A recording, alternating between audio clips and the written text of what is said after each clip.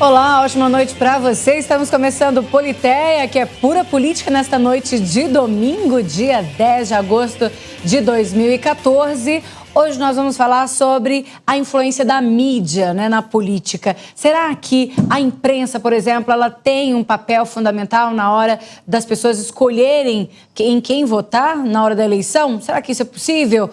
Tem outras questões também, né? Será que é possível fazer um político por meio aí, né, de matérias, a mídia como um todo? O marketing pode influenciar positivamente a candidatura de uma pessoa, né, de um político? São esses alguns, né, dos detalhes deste Politeia de hoje. Eu já te convido a participar conosco aqui na Fonte TV, que você pode nos acompanhar no canal 5, TV aberta aqui para toda a região metropolitana de Goiânia. Nós também estamos na NET, né, no canal 17.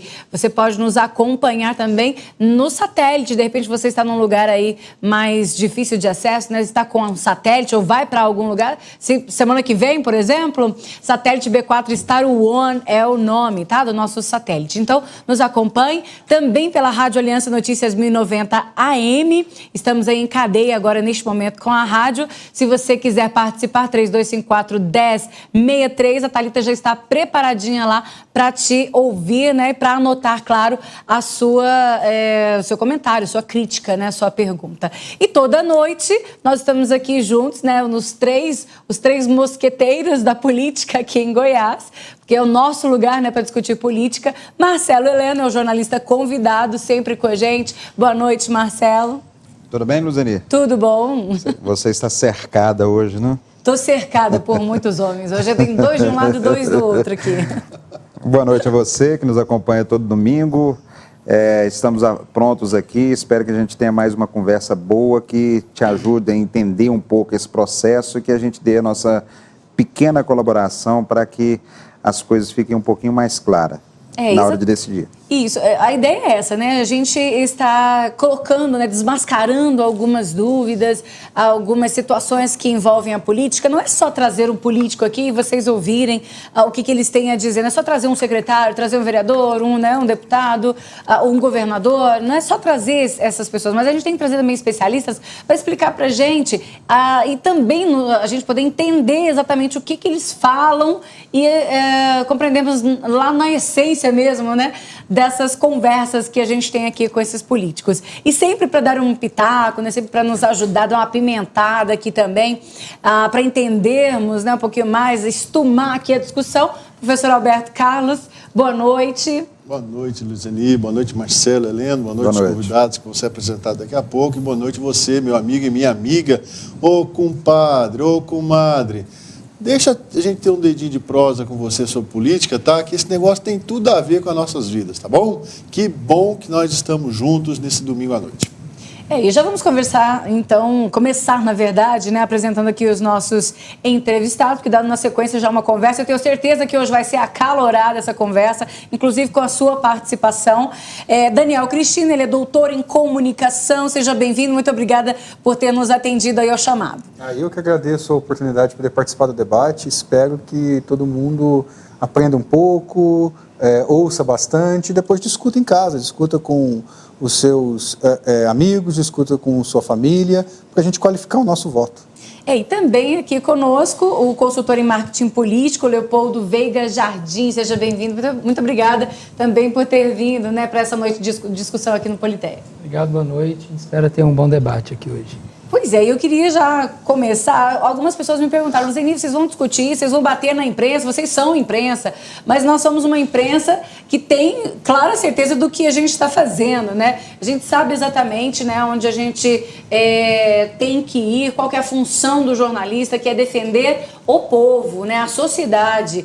Essa é o principal objetivo da comunicação, né, do comunicador. E eu queria entender, né, se é possível mesmo, já começar com essa pergunta, se é possível mesmo a mídia, especialmente a imprensa, estar influenciando numa eleição. A gente sabe aí de um caso, até fazendo pesquisas, qualquer um pode encontrar na internet, que é clássico, né, o caso de Collor, que é quando era adversário de Lula, e dizem, né, que uma rede de comunicação fez, então, o nome de Collor como grande caçador de marajás e mostrou aí uma figura bem interessante para a população. As pessoas queriam novidade naquela época, e então o nome foi feito e depois deu no que deu, né? Fernando Collor sendo eleito e toda aquela outra situação. É possível, então, a mídia influenciar dessa forma? Ou será que isso tudo é só conversa para boi dormir, como dizem?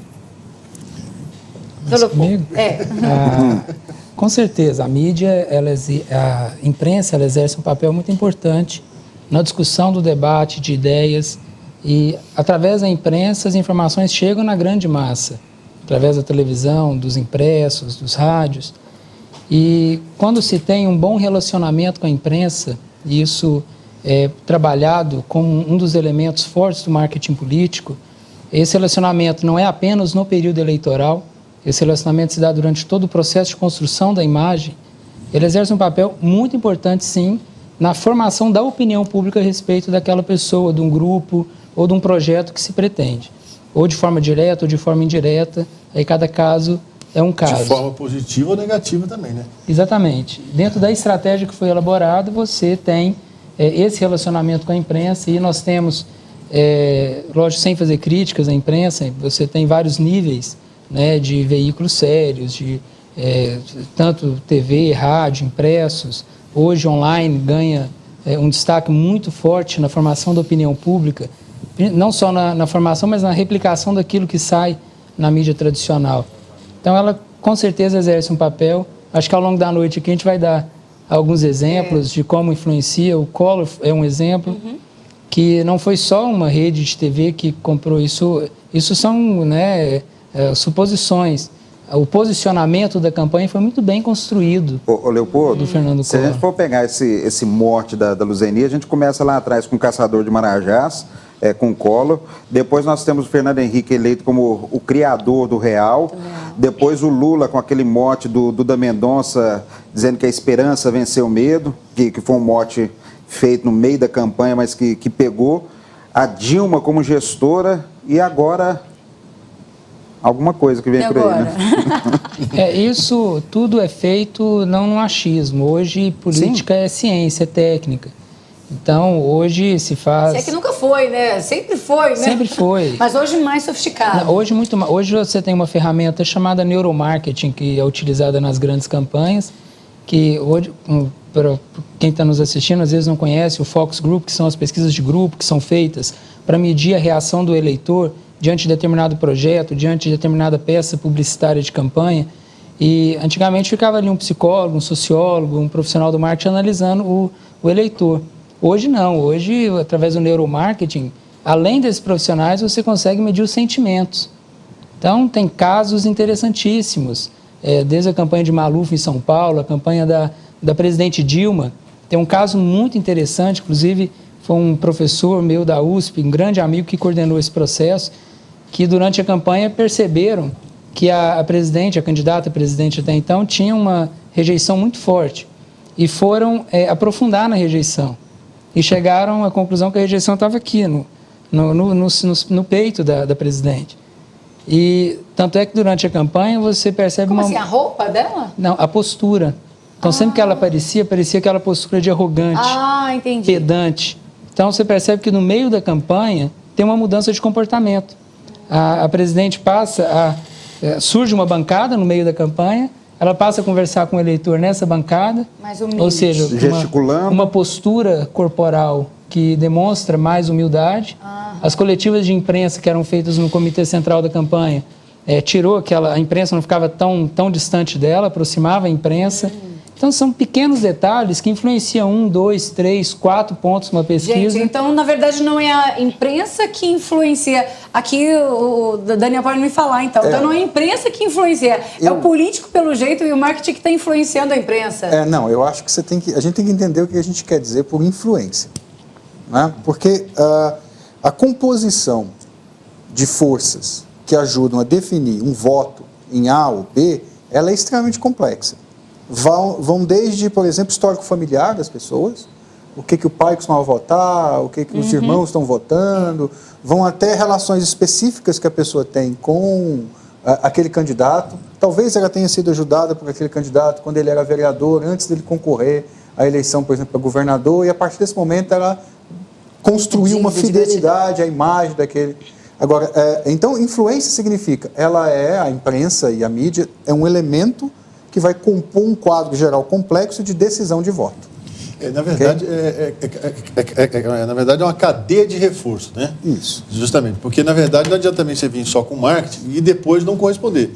É igual você vender um produto com uma embalagem muito boa e você abrir aquele produto e for degustar aquele produto, se apropriar daquele produto e aquele produto não corresponder àquilo que ele te prometeu.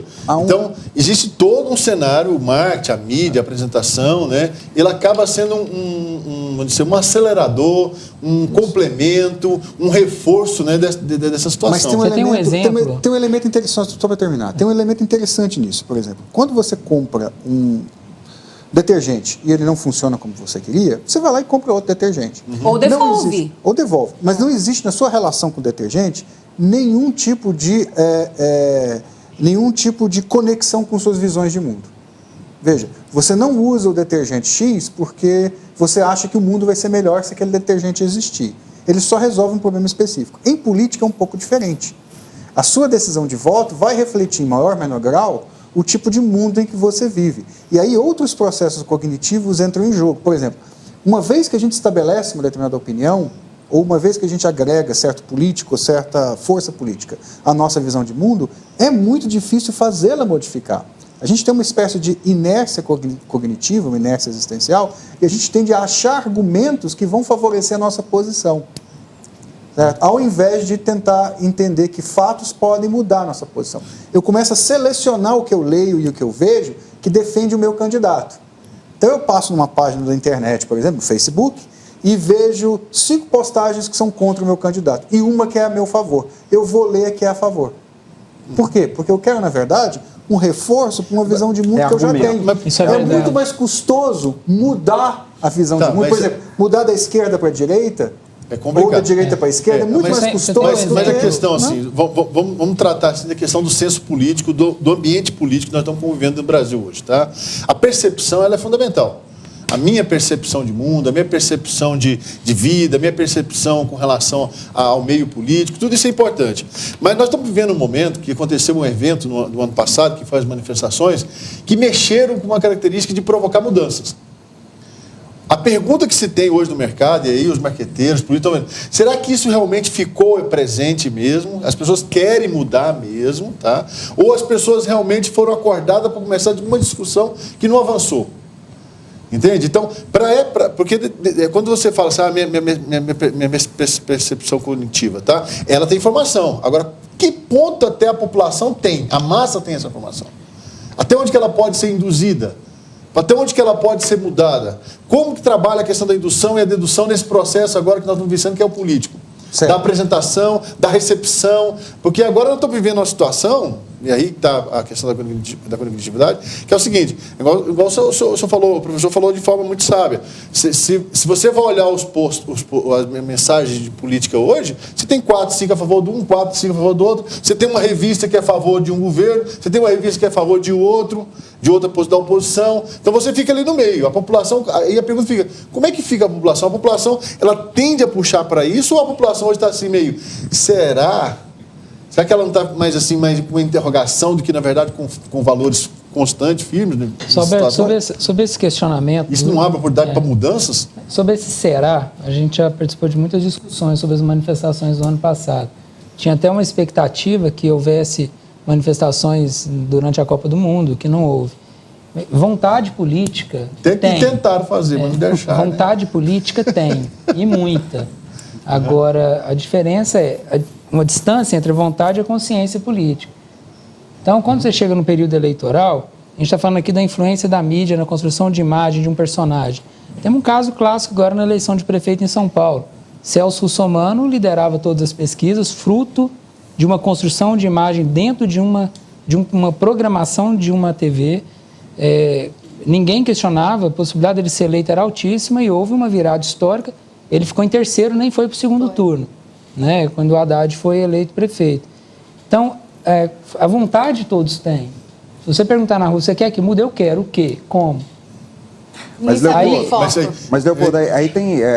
quando o Alberto toca nessa questão das mudanças, parece que o que os políticos estão fazendo, o que a classe política está fazendo, é se apropriar desse desejo de mudança e adaptar dentro das suas campanhas, já nessa eleição, para não mudar absolutamente nada. O Haddad, você lembra qual foi o mote dele na campanha? Não. Um candidato novo para um tempo novo. Exato. Você se lembra do Tempo Novo? É o mesmo mote, 98, Marconi, que ele nem toca no assunto aqui em Goiás, porque ele já é questionado. Ele já é questionado. Não, agora é Goiás, como é que é? A mudança para melhor, mudança mais segura. Vamos continuar fazendo melhor. Certo? Porque quando você vai questionar qualquer um, chama qualquer um da base, o Marconi, Vilmar, Raquel Teixeira, que eu já tive a oportunidade de entrevistar, você faz uma pergunta relativamente simples. Define o tempo novo. Ninguém tem definição. Por quê? Porque esse foi um mote de campanha, um mote de viés altamente de marketing, de publicidade, que era para ser usado somente naquele momento. A pergunta do professor lá é mais nesse sentido. Até que ponto que a sociedade, a nação, o povo, né, ele tem consciência dessa conectividade? Até que ponto que ele fala assim, eu estou certo disso. Exato. Ou eu ainda não tenho essa formação, ainda estou aqui tateando nesse meio, porque esse meio é um meio ainda que não tem uma discussão clara, não tem um programa como esse aqui, constante na imprensa, para poder abrir a mentalidade. O candidato ao Senado do PT no Espírito Santo estava divulgando a logo dele de campanha, é um fundo verde e amarelo com um número branco, e já foi orientado, existe uma orientação que a tradicional estrela vermelha com 13, com um número no meio. Hoje é complicado para o PT trabalhar porque existe um sentimento de rejeição que está nas pesquisas em relação a presidente, e que é normal diante dos mais de 10 anos de poder. A pergunta é, será que isso esteve lá ou isso nunca esteve? Não, a pergunta... Nós voltamos nessa pergunta. Eu tenho outra pergunta. Como é que as pessoas decidem o voto? Essa, vamos dizer assim, é a grande pergunta. O dia que, por exemplo, um determinado marqueteiro conseguir descobrir a fórmula de como as pessoas decidem vai ser fácil. Vai ser fácil. Ele vai ser o grande marqueteiro do país. Não tem forma para isso, mas só para terminar. Geralmente as pessoas tomam as decisões a partir da realidade mais próxima delas. Isso mesmo. Foi isso que, por exemplo, transformou durante muito tempo um candidato aí no grande número de votos, porque ele levava asfalto para onde não tinha asfalto. A pessoa sentia uma mudança na sua realidade cotidiana e associava essa mudança à figura do candidato, do presidente ou do governador da época, né? É o que acontece com a economia. A partir do momento em que você tem uma inflação que sai do centro do controle, ou parece sair do controle, sai do centro da meta, que você tem um crescimento pequeno e que as pessoas sentem no dia a dia os preços subindo e tal, isso se transforma numa rejeição ao governo do momento. Do mesmo jeito que uma boa situação econômica ou cotidiana para as pessoas se transforma em voto. Assim o Fernando Henrique conseguiu se reeleger em cima do Plano Real. Assim o Lula conseguiu se reeleger em cima dos programas sociais, que provocava uma mudança. Por quê? Porque nem todo mundo, ou a maioria das pessoas, não votam ideologicamente. Não votam por situação, votam por aquilo que na vida dela se modifica mais. A gente brinca muito que começa agora o maior programa de distribuição de renda do país, que é a eleição. E eu não acho ruim, não. Não, porque isso é péssimo. Não, mas sabe por que acontece? Tem pessoas, tem regiões da cidade, regiões do estado, do país, que só conseguem investimento nessa época. Então o cara é até razoavelmente esperto. O pessoal do marketing mesmo gosta muito, né? Porque é um período em que a safra é boa. Professor, e eu concordo plenamente. A decisão de voto vai ser representada com algo que a pessoa vai receber ali do lado da casa dela. Aí é o desafio das campanhas, é entender através de pesquisas qualitativas, bem aprofundadas por região, para entender o desejo dessas pessoas e tentar colocar isso na comunicação. Isso aí surgem os motes. Pois é. Aí surgem os slogans. Isso é tão antigo quanto os gregos. Na época da Grécia, você não tinha programa eleitoral gratuito, felizmente, né? Mas você tinha aquelas grandes assembleias. Então, o que o cara fazia? O cara usava uma técnica chamada retórica, né? Que pode ou não ter oratória, mas em geral é retórica. E a retórica é uma ideia, uma série de procedimentos para você trabalhar o discurso de modo a convencer, certo? E a retórica tem 3 grandes partes. Ela tem uma parte que é a racionalidade, que os gregos chamavam de logos. O que é isso? É a composição do discurso, o jeito que eu faço, o que eu vou escrever, o que eu vou falar. Mas existem duas coisas extremamente importantes. Primeiro é o patos. Patos é paixão, é o sentimento. Então, o político consegue votos se ele conseguir falar para você aquilo que você está sentindo.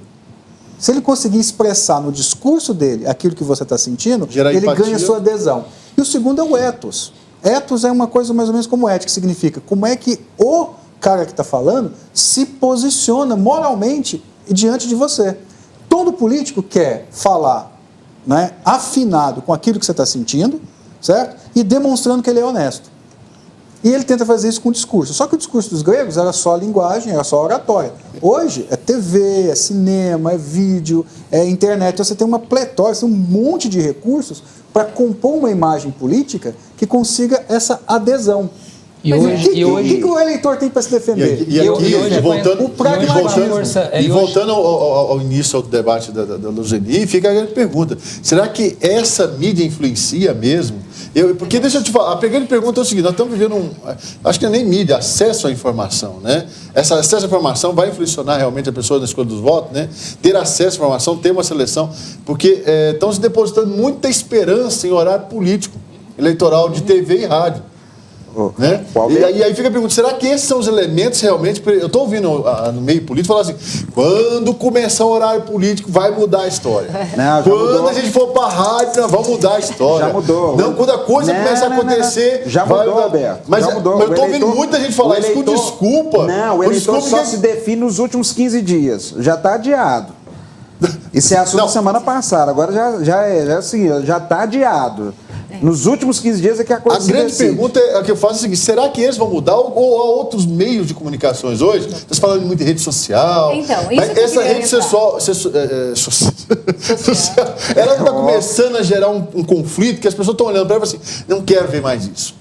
Certo? Eu estou falando porque eu estou recebendo no meu Face, meus e-mails e tal, material político, eu já estou começando a ficar assim, tá cansativo. Já está aparecendo humorista aí com panela na mão, já está aparecendo humorista aí, faça um bom negócio, eu já estou olhando e fazendo... Eu tenho um amigo que não vota em político que passa com carro de som. Nós falamos disso daqui. Nós falamos disso daqui, mas especialmente no horário errado. Agora, eu queria dar minha opinião aqui com relação à fala do Marcelo. Ele falando que as pessoas elas estão procurando o novo. As pessoas sempre procuraram o novo. As pessoas sempre buscaram o novo nesse país, né? Em 83, quando a gente teve Direta Já, quando a gente teve toda aquela situação, né? Era novo que a gente queria. Então, a gente tem todos os dias, né? Nós queremos um novo, Marcelo. E agora, quem sabe dizer exatamente o que o povo quer de novo, né? Ou quais são as áreas, né, do novo que eles querem, é que vão ganhar o voto. Agora, Luzeni, mas deixa eu te falar, tem duas coisas. Esse novo que está surgindo aí, o que é vendido como novo, é a geração mais recente dos políticos velhos, das famílias tradicionais que sempre dominaram a política. E na atual formatação da nossa política, Marcelo, não há espaço para... Quando as pessoas foram para as ruas ano passado, elas não pediam só a questão da mudança mas quem é que saiu? Mudança de todas. Mas o mecanismo não oferece condição de mudança. Nós temos que olhar isso. O mecanismo hoje... Mas aí é a questão, tem gente dizendo... Não aflora novas lideranças. Eu não vejo isso acontecendo. Mas tem gente dizendo que essas manifestações também foram implantadas pela própria mídia. Não, essa é a natureza da democracia. A gente tem que entender que a democracia não produz mudanças políticas bruscas. Quem produz isso é a ditadura. Sai um ditador, entra outro ditador diferente daquele ditador, muda tudo. Muda os cargos, muda tudo. A democracia produz as mudanças lentamente. E isso é bom e ruim.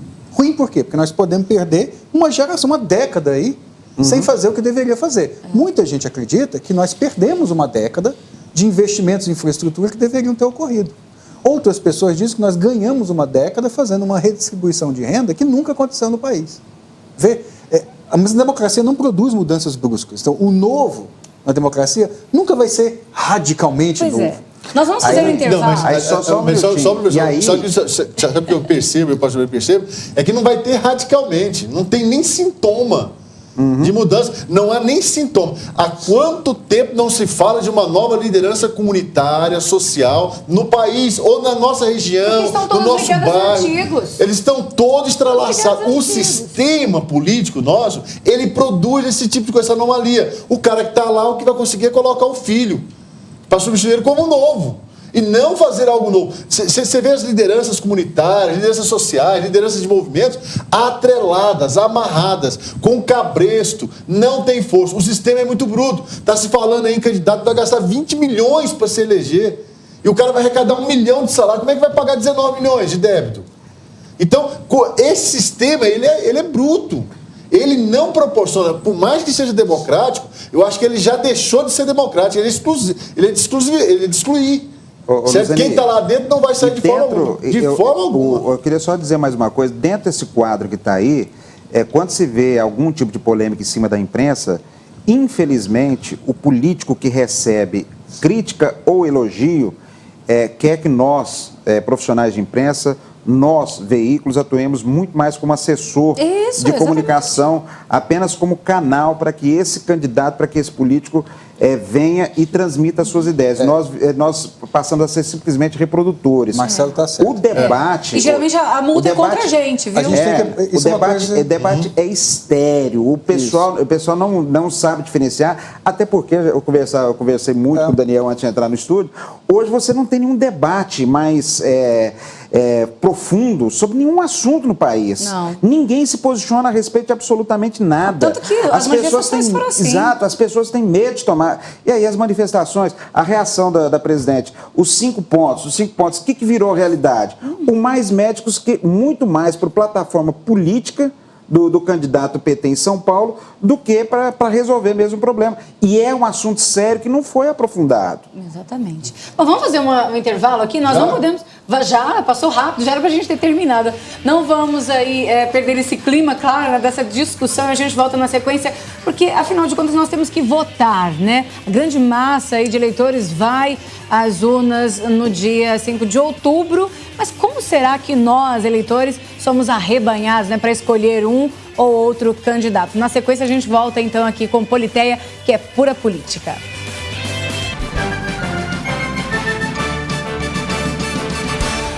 De volta com Politeia, que é pura política, nesta noite de domingo. Já temos aqui algumas participações. O Maione Padeiro, lá de Aparecida de Goiânia. Deixa eu dizer aqui o que ele está falando. Olha, ele está parabenizando a todos aqui da bancada. Está dizendo que é para falar do pessoal de Aparecida de Goiânia. Eles estão ligadinhos, ele está dizendo aqui, né? Sempre de olho nas propostas para o município, especialmente. A gente traz muitos políticos aqui, então é uma oportunidade, né, para falar a respeito. Ele está dizendo que acredita que já estamos vivendo um tempo novo, com novas tecnologias, modernidade.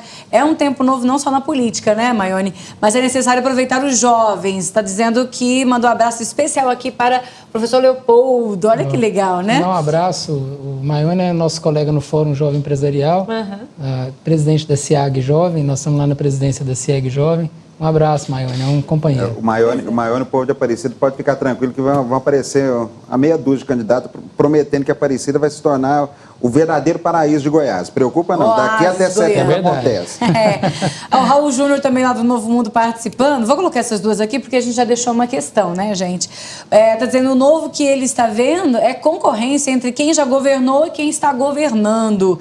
Não tem nada de novo na política, ele está dizendo. E não é só a questão daqui, né, do Brasil todo. Pois é, e essa questão... Não, Luziane, mas ele tem razão, porque aqui está se repetindo um debate que já aconteceu em outras eleições.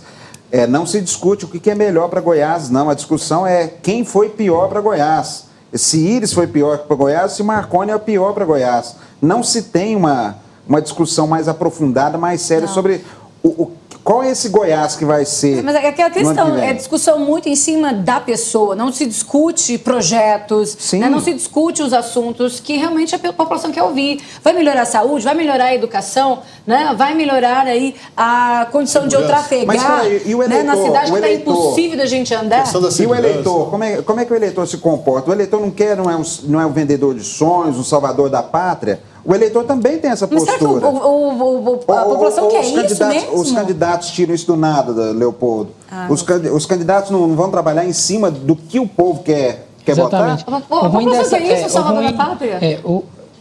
Essa figura do salvador não existe, né? Agora, muitas vezes o candidato se coloca como esse salvador para atender... Já é uma mentira, então.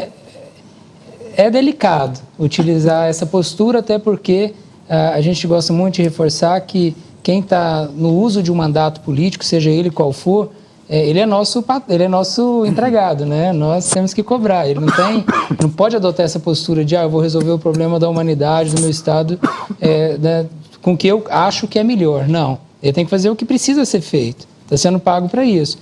E as militâncias, elas são muito acaloradas. A militância do PT, do PMDB, do PSDB, em vários estados. Cada estado tem a sua peculiaridade. Mas em Goiás é bem acalorada essa discussão.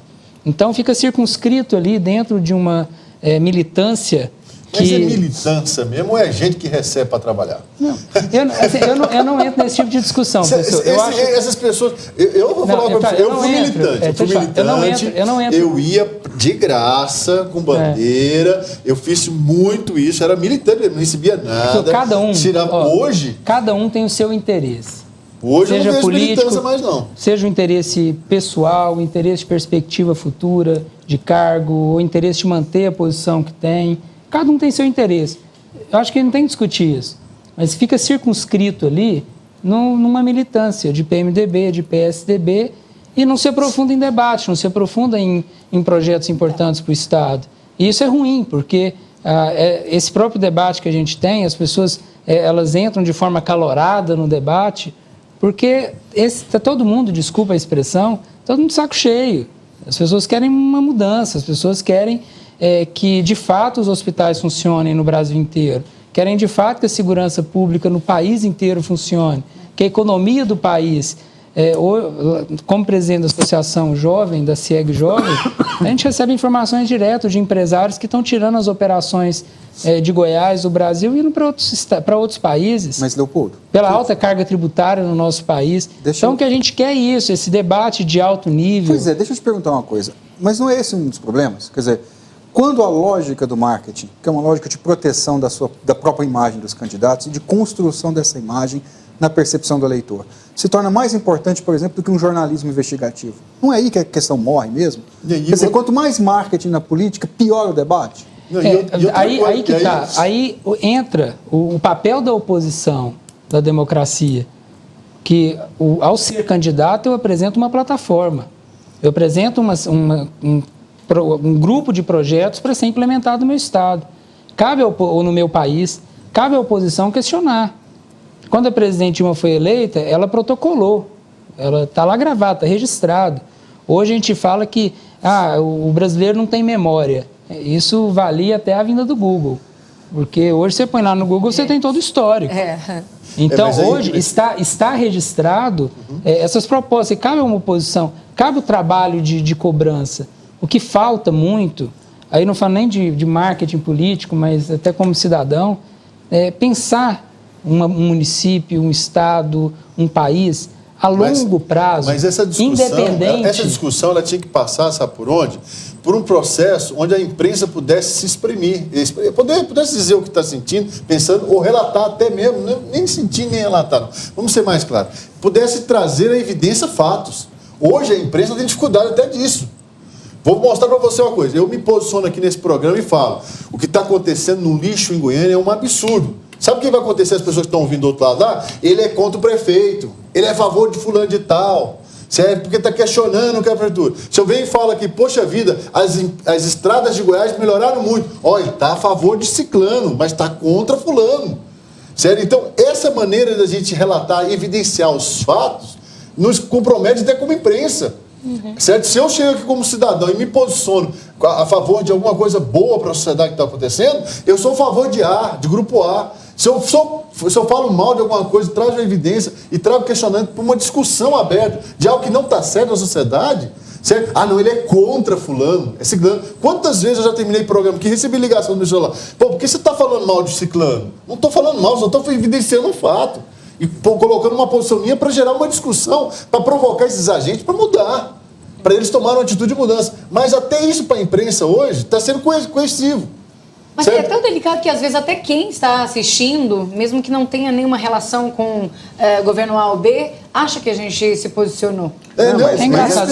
Eu não sou jornalista, mas acompanhando a imprensa, a gente vê hoje se tem ou não tendência, se é ou não direcionada, eu não entro nesse aspecto, mas a gente vê uma ampla cobertura de todos os escândalos que tiveram em Goiás, no Brasil, tem uma ampla cobertura em rede nacional. Eu sou contra. Eu acho a imprensa... Eu sou a favor da liberdade. Eu acho que a imprensa ela é livre. Eu sou a favor da liberdade. A gente tinha que dizer sim a quem a gente é a favor. Se eu estou a favor de candidato A ou B, por que não? Eu acho que depende do que você se propõe.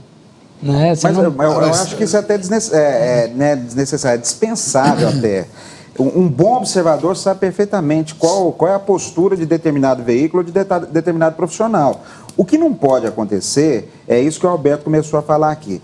Quando você vai falar sobre a gestão municipal em Goiânia, aí você vai lembrar que teve a eleição do atual prefeito, foi num pacto de sustentabilidade que tem tudo a ver com uma revolução no meio ambiente e tudo mais. Aí você vê que o maior parque linear da América Latina, do Centro-Oeste, está parado, está indo para 2, 3 anos e não se fala mais nisso. Aí a culpa é da imprensa, você entendeu? Não toca a culpa da imprensa. Você está falando isso porque você está contra o prefeito, isso, você está contra a prefeitura municipal, você não pode fazer isso. Aí você é colocado em xeque a evidência do fato. Essa lógica do marketing. O que você está falando, o que você está atacando uma imagem que eu quero militância, o que vocês falam de militância, eu encaro como patrulhamento. Se eu chego e falo isso, aí vão dizer que o Marcelo não gosta do PT, não gosta do prefeito, não gosta disso. Por mais que eu tenha me posicionado já a respeito do assunto, tudo mais. Você falar que o problema da coleta de lixo não está resolvido em Goiânia, pronto. Você está atacando a administração. Da mesma forma, de você dizer, por exemplo, um absurdo a insegurança que nós estamos vivendo em Goiás. Vamos passar para Goiás. Vamos passar para o Estado. É um absurdo um camarada fazer o que fez, tomar atitude aos 45 minutos do segundo tempo. A letargia que foi da polícia com relação a essa situação, há um pavor à sociedade. As mulheres estão, sabe, é uma situação... Você vai, se posiciona com o fato, você é contra fulano, você está falando, você está prejudicando fulano. Mas tem colegas mas você não pode se posicionar. Não, calma, claro, Luzeni, mas isso não é essencial do jornalismo. Sim, é um fato, mas tem, professor, algumas pessoas da imprensa que agem falando justamente para que a pessoa entenda assim. Só completando, quando um jornalista vai hoje, faz uma análise da economia do país, dizendo que nós estamos, agora se fala em estagflação, uma situação em que, o que o Daniel começou a dizer, está tudo, você conversa com gente que investe, com empresários, está tudo parado. E isso é o grande risco para Dilma. O pessoal está com medo. Não, a exame essa semana está lá, a economia está parada. Estagnada, exatamente. Não vê previsão de crescimento. A explicação é simples. Qualquer jornalista de economia dá. A aposta do governo para resolver, para driblar a crise internacional foi o quê? No consumo interno, que surtiu efeito e já esgotou. Hoje, por exemplo, o mercado de veículos, por que está retraído? Quem vai comprar mais carro? Porque o nível de endividamento está grande. Isso. Onde é que você vai colocar? Tivemos a distribuição de renda, nós tivemos que abertura de crédito no Brasil. Exato. Quem não tinha acesso a crédito, teve crédito. O bolo jamais foi dividido. Falar que é uma distribuição de renda no país é faltar com o entendimento da realidade dos fatos. A população teve acesso a crédito. Eu comprei tênis no passado, quando era garota, 2, 3 parcelas. Você compra tênis com 14, 15, 24, é consórcio.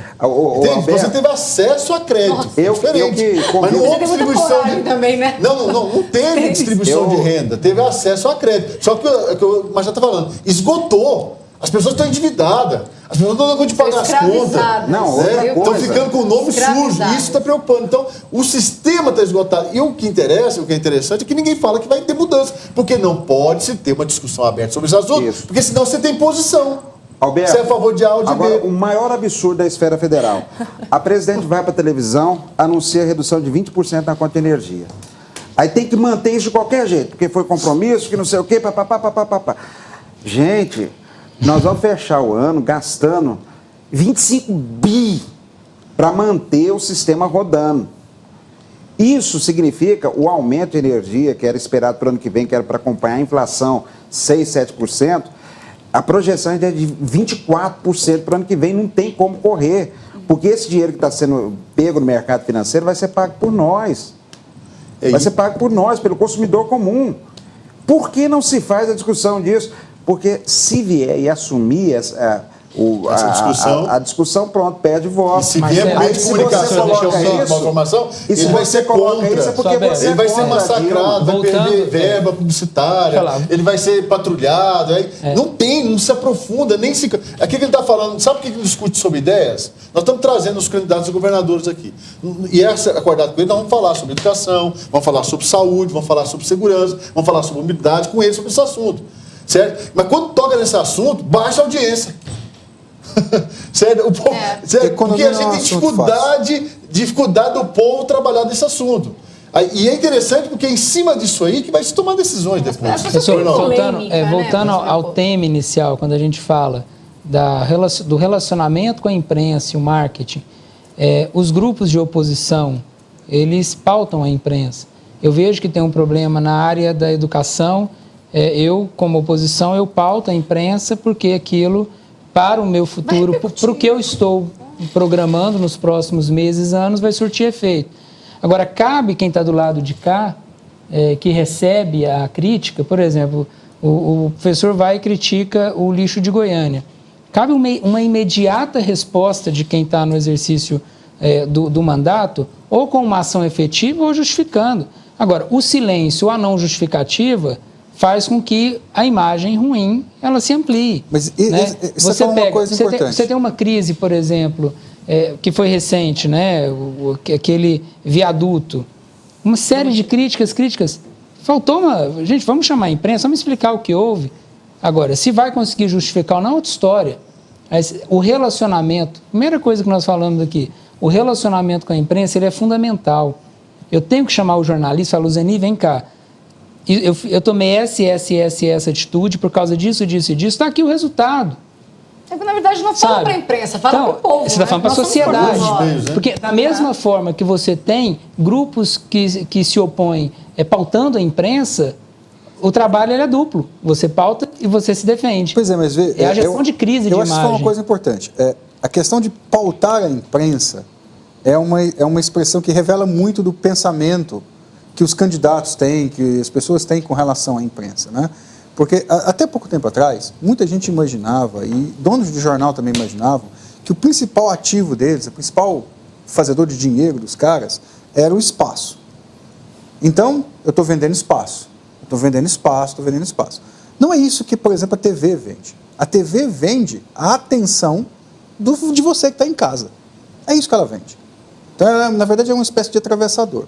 E aí isso criou a ideia de que nós temos que pautar a mídia, porque a mídia possui um espaço para mediar a relação da sociedade com os políticos, fazer esse canal de mediação. Só que numa democracia plena e madura, ninguém pauta a imprensa. Esse é exatamente o ponto. Obviamente, há lobby, há várias tentativas, há esse jogo.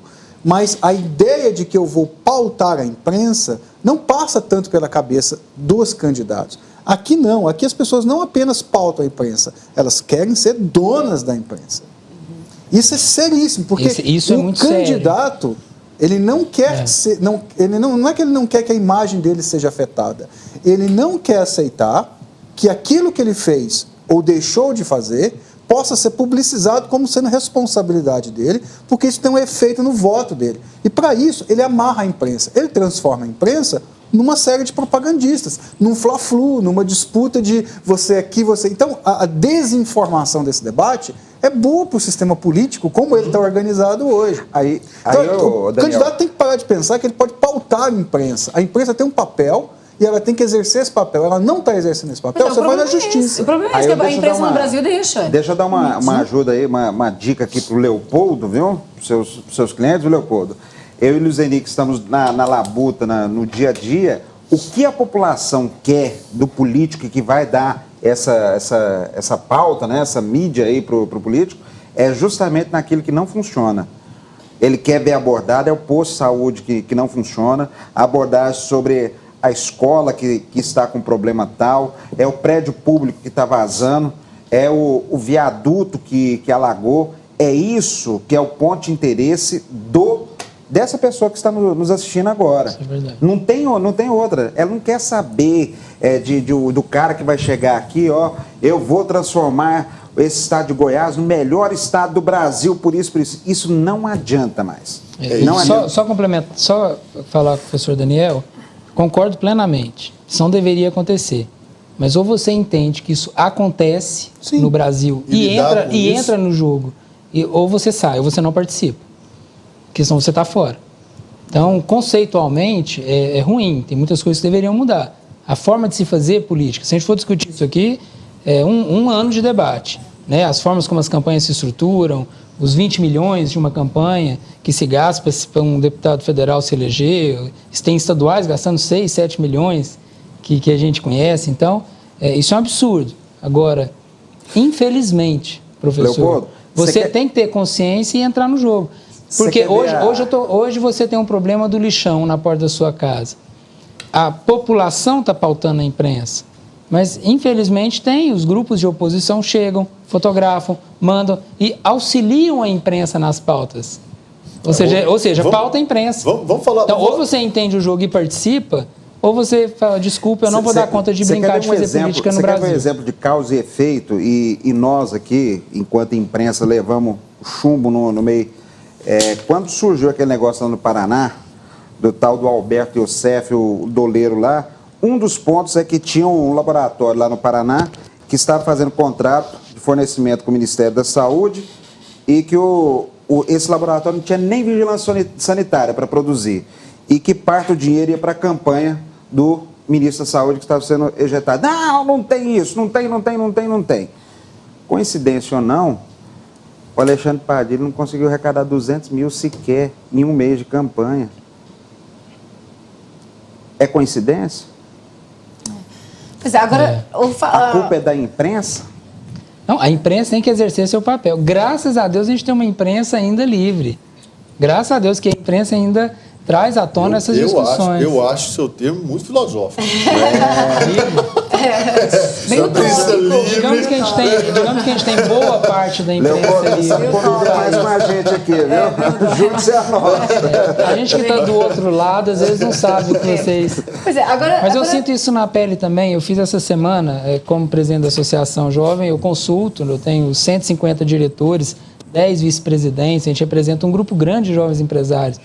E eu fiz um levantamento das demandas para a gente ter alguns posicionamentos firmes como entidade. E a semana eu fiz um post que eu recebi algumas ligações. Isso é uma mensagem subliminar contra fulano. Gente, desculpa falar, desculpa a expressão aqui, desculpa a expressão, cacete. A gente está fazendo porque a gente quer que essa realidade aqui mude. Então, a gente quer somar para mudar e a pessoa já está em contra. Eu tenho uma lista que a gente solta para 700 pessoas no WhatsApp. A resposta foi imediata. Eu falei assim, uau. Olga, ganhou, já sabe como um meio aí, né, para ganhar. Bom, nós temos que votar, todos nós, né? Mas até onde nós somos influenciados e quais os meios, né, para essa influência? A televisão ainda é um grande canal, rádio também, né? Mas e aí, quais outros meios? O professor vai falar para a gente daqui a pouco, então, se nós, brasileiros, estamos tendo acesso e se vale a pena realmente a gente dar tanto crédito, assim, para os meios de comunicação na hora de escolhermos o nosso voto. A gente volta daqui a pouco, então, depois do intervalo.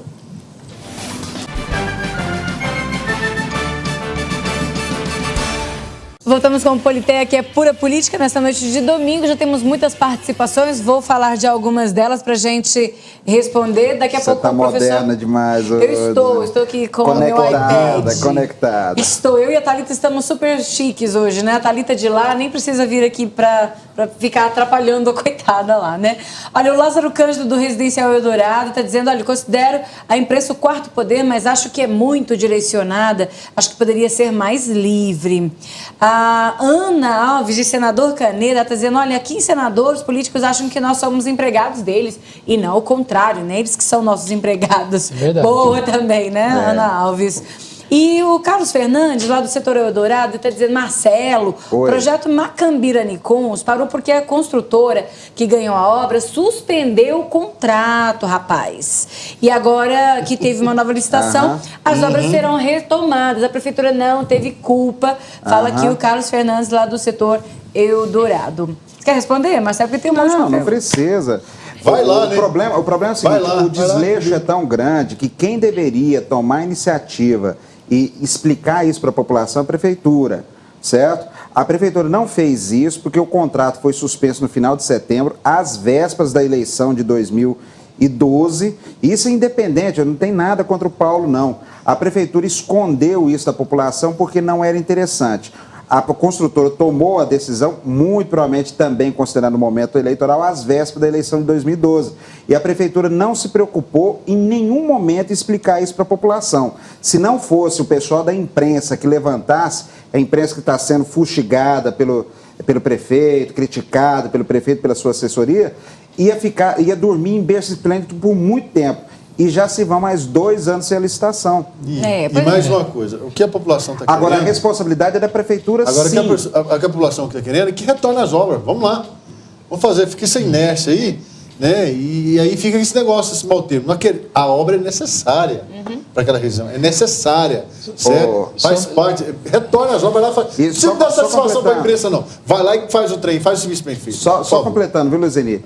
Quando foi fazer o túnel do Mutirama, que virou prioridade, a prefeitura usou o próprio recurso, máquinas, funcionários, ela mesma foi lá e fez. Sim. Por que não usou essa mesma estrutura, pelo menos para tocar o mínimo dessa obra? É porque não é prioridade, gente. Claro. Zeni, sobre esse comentário do caso que eu falo ouvinte, não, telespectador lá de Senador Canedo. De senador, que sim, fala a Ana Alves. Ana Alves, que o político é nosso empregado, tem uma analogia simples que funciona. É como o condomínio do seu prédio. Né? O político ele é o síndico. Se você não está satisfeito com o síndico do seu prédio, faz uma assembleia Leopoldo, né? Mas é um síndico com poder. É o síndico com poder. Vai lá e chega para um prefeito, chega e fala assim: é o síndico que move a assembleia. Causei de arrumar o problema da água da minha rua. Minha rua da disseminação. Resolve esse problema. Ele vai olhar para você e vai falar assim: cala a boca, menino, sai daqui, dá trabalho, menino. Mas se for o síndico, fala assim: tudo bem, na próxima fatura de condomínio vem mais alto. Né? Por isso, aquele comentário sobre a vontade política e consciência política que a gente tem que retomar sempre. O dia que a população tiver consciência política. Ele vai apontar o dedo para qualquer prefeito, deputado, governador e falar: meu filho, olha aqui. Você é nosso empregado. Pois é, olha só. O Rodolfo Valentim agora falta consciência política. O Rodolfo Valentim lá de Anápolis fala justamente sobre essa questão, perguntando aqui para o senhor. Primeiro, eu gostaria de saber do Leopoldo, você entende que a população, no geral, tem consciência política? E depois ele quer também para o professor Daniel fazer uma pergunta para ele a respeito da população ter consciência, claro, política, né? Eu preferir que outros tenham essa consciência por ele, quer dizer, deixar que alguém escolha e decida por ele. Professor Leopoldo, o senhor acha que a população tem consciência? É a pergunta dele. Eu acho que a população brasileira como um todo, desculpa a expressão, está de saco cheio de tudo. Mas tem consciência? Tem vontade. Falta consciência do como. As pessoas não querem se envolver nas discussões. Que é o novo, mas não sabe o que é novo. Eu quero que muda. Tá, mas vamos discutir. Você participa da escola do seu filho, você participa das discussões menores da sociedade, se tem uma associação de bairro ali, você participa dessa discussão, você cobra. Faz uma pesquisa simples, você lembra em quem votou na última eleição para deputado estadual, federal, vereador? Você cobrou o que esse cara está fazendo lá no legislativo? Porque a gente reclama, mas tudo que a gente vive, os tributos que a gente paga, tudo é decidido ali no legislativo, ou municipal, ou estadual, ou federal. E como as pessoas não participam, aí você pega um número que varia todo ano, de toda eleição, de 75%, 80% do eleitor, chega nas urnas sem saber em quem votar, para deputado ou para vereador. É um número altíssimo. Por isso que aqueles colégios todos cheios de papel no chão, e por incrível que pareça, muitas pessoas decide muito ali. Então, falta consciência demais, não tem. Um grupo muito pequeno tem consciência. Quando a gente pega o Brasil, uma campanha presidencial, você tem uma grande massa hoje dependente de programas sociais. Estou questionando se isso é bom, se isso é ruim ou deixa de ser. Mas quando você vem com marketing eficiente e você cria o sentimento de perda daquela conquista, nós estamos falando de quantos por cento? Isso tem um efeito. Mas muito foi utilizado, né? Sempre foi. Campanhas, sempre né? foi. Se o professor Alberto não for reeleito, você vai perder o que você tem. Sempre foi. Né? Agora, e sempre foi e sempre vai ser. Porque falta essa discussão. Falta discussão. Hoje você pega. Só um minutinho, professor. Hoje você pega os estudantes, antigamente, tinha uma participação política mais efetiva. Hoje, cadê? Essa consciência política vai muito com o que o professor Daniel estava falando. A questão de que a democracia é lenta. Essa consciência é lenta, ela é histórica, vai levar aí um período grande, certo? Mas ela não deve ser, ela tem que ser provocada, né? Perguntou para o senhor aqui, viu? Vamos fazer um balanço do programa até agora? Bom, até agora, o que a gente percebeu aqui? Primeiro que nós percebemos que nossa imprensa é orientada, não é totalmente, completamente livre. Nosso sistema político é corrupto e ineficiente. Nossos políticos são oligárquicos, certo? Qual é o resultado disso para quem está ouvindo o programa? Não vale a pena votar. O meu voto, especificamente meu único voto, ele tem a pequena influência sobre todos esses processos travados. Não é verdade. Não, de forma. Certo? Essa é a coisa legal da democracia, eu acho. A coisa legal da democracia é o seguinte, é que ela permite, embora isso não seja tão comum, mudanças de baixo para cima. Mudanças fora da hierarquia do sistema. Né? Quando dizem que o político é um prestador de serviço, um cara que na verdade é o nosso síndico, o que a gente está querendo dizer? Que a população tem mais coisa para fazer do que ficar preocupada com os problemas políticos do país e ela terceiriza isso para esses caras. É por isso que esses caras recebem bem, por isso que eles têm que ser bem formados, aquela coisa toda. O que a população tem que entender é que ela tem que, de alguma forma, aprofundar a relação dela com a política. Ela não pode imaginar que essa situação da política justifica não votar ou justifica entender que o voto é menos importante. O que ela tem que entender, o pessoal aí de casa tem que entender, é que quanto mais você valorizar seu voto, menos essas estruturas vão ser assim. Mas é preciso ter paciência. Democracia é um regime de mudanças lentas, certo? Mas é preciso de um acompanhamento sistemático, presente. Como é que eu faço isso? Eu entro para um partido, uma coisa pode ser, mas principalmente acompanhe cotidianamente quais são os problemas que você acha importante. Conversa com isso com seus irmãos, seus pais, seus amigos. O que é de fato importante? Como é que eu decido meu voto? Quais são os meus critérios? Imprensa é um elemento. Propaganda política é outro elemento. Esse programa aqui é mais um elemento. Ninguém decide por você. Você que tem que criar o seu método de fazer isso. Isso tem que entrar na sua vida. Entre um post e outro do Facebook, entre um selfie e outro no WhatsApp, para um pouquinho para debater. Como é que eu vou fazer? Como é que a gente vai fazer com o nosso país daqui para frente? Quem são as pessoas que vale a pena confiar? E essa mudança é uma mudança para os seus filhos, para os seus netos. Não é imediata. Eu vou voltar à minha pergunta que eu deixei no bloco, que é o quanto a mídia ela influencia e qual o poder exatamente sobre as pessoas relacionada à televisão, rádio, né, a esses tipos de mídia.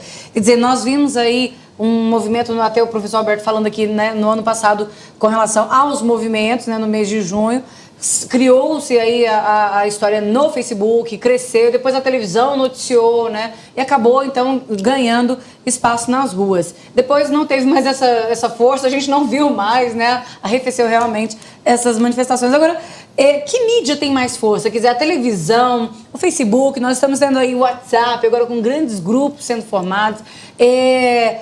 Que força essas mídias elas estão tendo agora e que mídias são essas que podem ser trabalhadas pelos políticos? Eu sei que tem muitos políticos que estão assistindo a gente também, né, que é uma aula aqui gratuita para eles dos nossos especialistas, né, um doutor em comunicação, né, um consultor de marketing político. Gostaria que vocês falassem um pouco disso, quer dizer, quais os meios, quais os caminhos, quais essas mídias que realmente vão fazer a cabeça da população. Professor Leopoldo, nessa eleição agora de 2014. Olha, para as campanhas majoritárias, ainda a televisão ela tem um grande peso. Ela define, a gente até afirma isso, ela pode definir a eleição se for muito bem estruturada, se for acompanhada de pesquisas e acompanhar a tendência dos desejos da população. Agora, para o candidato proporcional, a televisão ela tem uma influência muito pequena, até porque ele fica num bolo de vários candidatos e é difícil você conseguir ter algo extraordinário ali em 13 segundos, né, 10 segundos, 15 segundos. Praticamente impossível. Entra então o papel das mídias sociais, das redes sociais, que ainda não foi bem compreendido pelos assessores ou pelos políticos. Você consegue segmentar o seu público dentro do universo digital. E o segredo não é você compartilhar o máximo de informações possíveis. Eu tenho artes bonitinhas, eu solto 2, 3, 4, 5 por dia. Não. O segredo é relacionamento. É você ter um núcleo de relacionamento para fazer com que o seu amigo virtual possa se transformar num eleitor real. E isso tem estratégia, tem técnica, tem ferramenta. Hoje o mundo digital tem que ser monitorado. O que as pessoas estão falando em tempo real? Do candidato A, do candidato B, do tema A, do tema B. Qual que é a percepção das pessoas hoje sobre segurança, sobre saúde, sobre educação? E com essas percepções eu faço uma campanha orientada para o mundo virtual. O on e o off, eles não podem andar separados, em nenhuma hipótese. Eles devem caminhar juntos. As campanhas majoritárias, o proporcional tem que pegar elementos da majoritária, colar nesses elementos para trazer apoiadores para a campanha. E esse é um grande desafio, a compreensão desse universo digital. O senhor está dizendo, assim, uma das estratégias, né, nesse mundo digital hoje, aí, essa comunicação digital. O camarada fica passando lá, vote em mim, candidato tal, número tal, tal, bonitinho, aquilo lá não vai trazer muito resultado. O que vai ter resultado é o candidato se posicionar na mídia digital. Tipo o seguinte, nós estamos tendo um problema de violência em Goiânia hoje. Se o candidato vai para a mídia social e começa a dizer, eu tenho uma proposta para resolver esse problema. A proposta minha como candidato, sendo eleito, vai ser trabalhar nesse sentido aqui. Tem que tomar muito... Só complementar. Aí ele pode começar a criar relacionamento. Ou mesmo falar assim, eu estou buscando informações... O problema das mídias sociais é o seguinte, é que a adesão virtual não gera uma ação real. Isso. Esse é o problema. Vou dar um exemplo. Fizeram uma manifestação, não sei se foi ontem ou sexta, na Praça Cívica. Sábado, foi ontem. Certo? Uma manifestação por causa desses assassinatos que podem ser feminicídio. Exato, exatamente. A comunidade no Facebook tinha mais de 3 mil confirmações de presença. Mais de 30 mil confirmações de presença. Não foram 1.000 pessoas. E essa é uma das coisas. Eu dizer numa rede social, não, você é um cara legal e eu vou votar em você, não significa necessariamente fazer esse voto. Mas para o político é importante. Olha quantas pessoas estão apoiando. Não dá para saber ainda. Aí eu volto, não dá para medir. Eu repito o que eu disse aqui. Eu não posso invadir o seu espaço. E o mundo virtual você é agressivo. Estratégia de SMS, eu sou radicalmente contra mandar SMS para quem você não conhece. O WhatsApp hoje... eu já bloqueei algumas pessoas e eu tenho certeza que muita gente já o fez também. Porque é invasivo. Você não quer assistir um vídeo, você não quer ver um flyer eletrônico do candidato que você não quer. Mas eu acho que até que as pessoas querem. O que eu acho que está acontecendo aqui é o seguinte... Só completar. Não quer não. A gente já faz as pessoas querem. As pessoas querem. O que está acontecendo aqui agora, nesse momento, é que quem está na frente, quem está bem, quem está com eleições garantidas, com muito dinheiro no bolso, está trabalhando para desacreditar o meio. É isso que está acontecendo.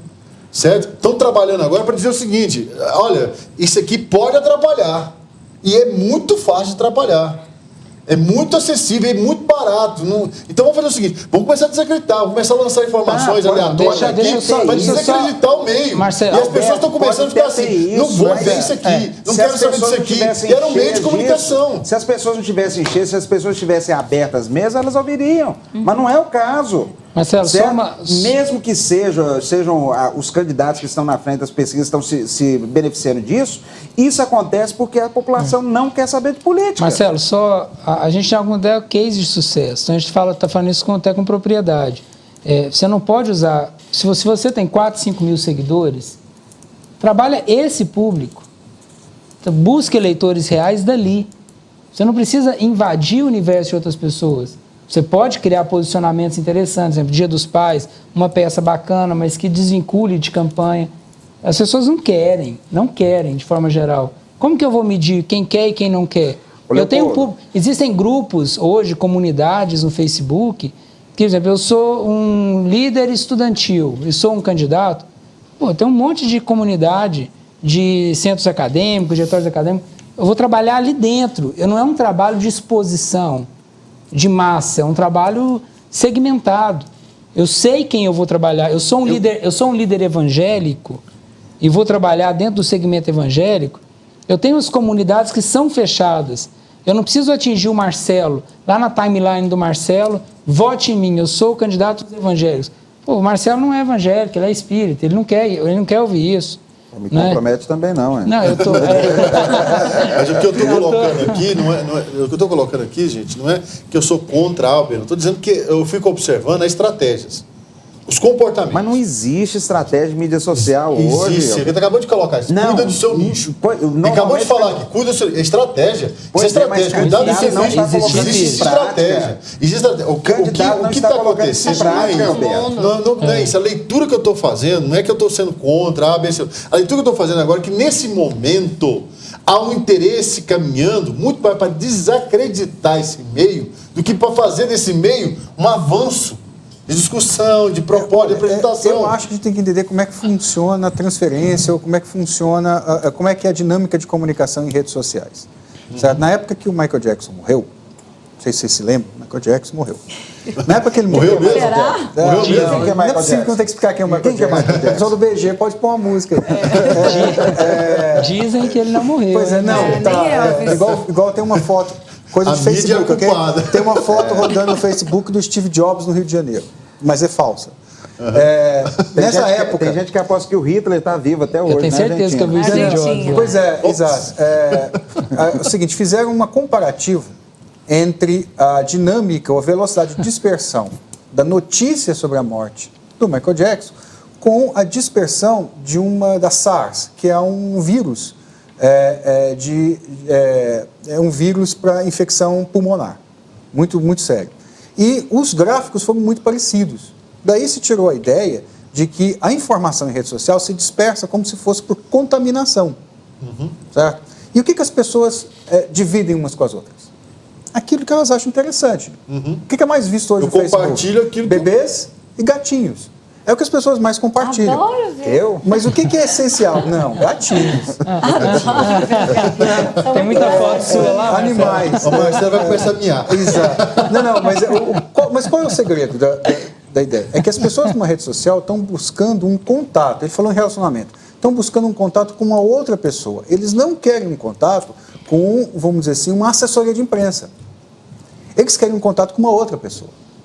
Então, quando você trabalha estratégia em mídias sociais, você tem que, nos seus pronunciamentos, naquilo que você escreve, deixar transparecer a figura humana que você é por trás disso. Porque se a pessoa que está do outro lado, sendo da sua rede ou não, identificar, certo? Um robozinho, certo? Ou uma equipe que está disparando informação pré-formatada, acabou. Para ali e você perde o contágio. E existem esses perfis que são conhecidos como nódulos. O que é um nódulo? É um lugar que tem muito entrocamento. Então é um perfil no Facebook com 5.000 seguidores. Isso é um nódulo. Então esse cara você tem que ganhar. Porque aquilo que ele compartilhar vai ter um impacto maior de dispersão. Mas ele falou certinho. Nada disso é garantia que a pessoa vai votar. O resultado prático é, o que todo político quer? Quer voto, né? Ele quer chegar isso aqui não se sabe ainda nas redes sociais como é que isso conversa. Isso gera voto, essa é a questão. Gera voto, na prática. As pessoas que estão nas redes sociais, elas vão votar? Eu acho que a primeira característica que não é gerar voto, é confirmar um voto. Pessoal, eu gosto dessa pessoa. Tô vendo isso aqui. Eu quero votar nessa pessoa. Eu confirmo o voto. Mas gerar voto, eu acho que vai depender muito da mídia tradicional, muito dos carros de som, muito do santinho. Deixa